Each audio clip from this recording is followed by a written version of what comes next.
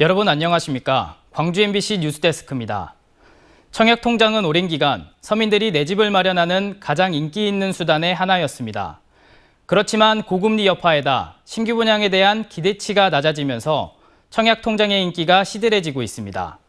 반면에 경매시장은 아파트 낙찰가율이 80%를 넘어서는 등 완연한 회복 조짐을 보이고 있습니다. 한신구 기자의 보도입니다. 예전에 서민들이 내 집 마련의 필수품으로 여겼던 청약통장. 그렇지만 부동산 경기 침체와 고금리 여파 등으로 해지가 늘고 있습니다. 광주 전남의 청약통장 가입자는 지난 5월 말 현재 79만여 명. 지난해 9월 82만 1,700여 명으로 역대 최고로 정점을 찍었는데 8개월 만에 3만 1,000여 명이 줄어들었습니다. 미분양 물량 증가 등으로 아파트 거래 가격이 떨어지고 있는 데다가 평당 분양가가 2천만 원을 넘어서 3천만 원을 웃도는 아파트까지 생기면서 시세 차익을 거두기 어렵기 때문입니다. 청약통장 유지 조건이 완화된 데다가 청약통장 예치금 금리가 2.1%에 불과해서 4%를 웃도는 예적금 금리보다 상대적으로 낮은 것도 요인으로 풀이됩니다. 부동산 시장 침체로 청약에 대한 관심도가 떨어지면서 좀 더 높은 금리를 받아보자, 이런 심리가 높아지고 있는 것 같습니다. 반면에 아파트 경매 시장은 전반적인 회복세를 이어가고 있습니다. 지난달 광주 아파트의 낙찰률은 45%대로 두 달 연속 40%가 넘는 낙찰률을 보였습니다. 부동산 경기 침체가 심화됐던 지난해 10월 16%로 저점을 찍은 이후에 올 1월에 29%, 4월엔 36%로 상승세를 이어가고 있습니다. 올 초 70% 초반에 그쳤던 낙찰가율 역시 지난달에는 80% 선에 육박해서 유찰 없이 낙찰되는 물건이 많아졌다는 반증을 뒷받침하고 있습니다. 고금리 여파와 미분양 증가, 그리고 분양가 상승 등 시장의 변화로 내 집을 마련하려는 서민들에게도 변화의 바람이 불고 있습니다. MBC 뉴스 한신구입니다. 지난해 이태원 참사를 계기로 다수 사상자가 발생하는 구급 현장에서 신속하고 효율적인 대응의 필요성이 제기돼 왔었습니다. 이런 가운데 전국 최초로 전남소방본부가 본부 구급지휘대를 신설하고 운영에 들어갔습니다. 안준호 기자가 취재했습니다. 지난해 10월 발생한 이태원 참사. 용산 소방서 소속 구급 인력뿐만 아니라 인근 소방서 구급 인력 등이 대거 출동했었습니다. 하지만 현장이 아닌 119 종합 상황실에서 구급 활동을 총괄 지휘하다 보니 신속하고 효율적인 대응이 쉽지 않았습니다. 이태원 참사를 계기로 소방청은 재난 현장 총력 대응을 위해 상시 출동 가능한 구급 지휘팀을 추진하기로 했습니다. 이에 전국에서 최초로 전남 소방본부가 본부 단위의 구급 지휘대를 신설하고 본격 운영에 들어갔습니다.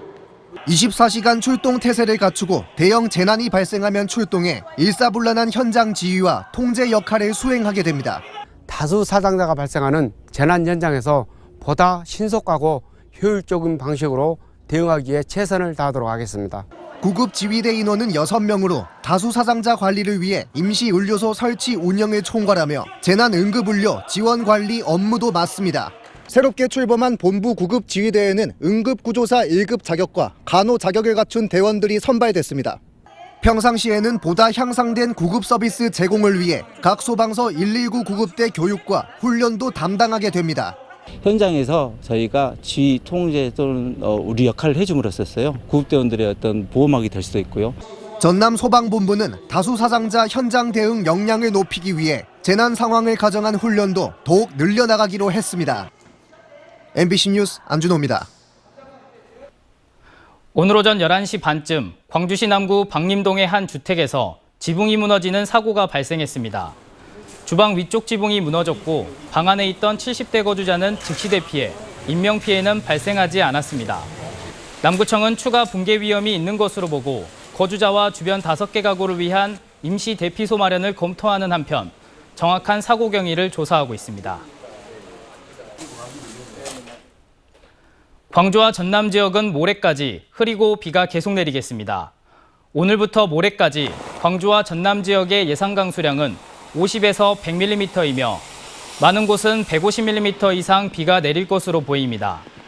기상청은 비가 강하고 많이 내리겠고 돌풍과 천둥 번개를 동반할 것으로 예상된다며 주의를 당부했습니다.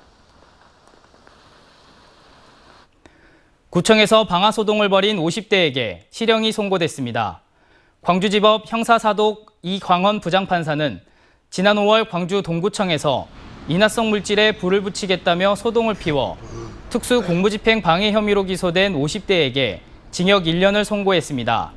이 부장판사는 피고인이 공무집행 방해를 반복해 저질렀고 집행유예 기간에 또다시 범행을 저질렀다며 선고 이유를 밝혔습니다. 어린이집에서 보육교사가 아동학대 범죄를 저지를 경우 어린이집 원장에게도 책임이 있다는 법원 판단이 나왔습니다.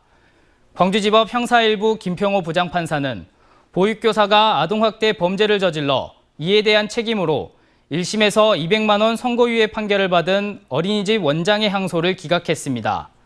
김 부장판사는 보육교사의 신체적 학대 행위가 30여 차례에 걸쳐 반복됐고 CCTV로도 이를 쉽게 확인할 수 있는 정황으로 미뤄 주의와 감독을 게을리한 것이 인정된다고 판시했습니다.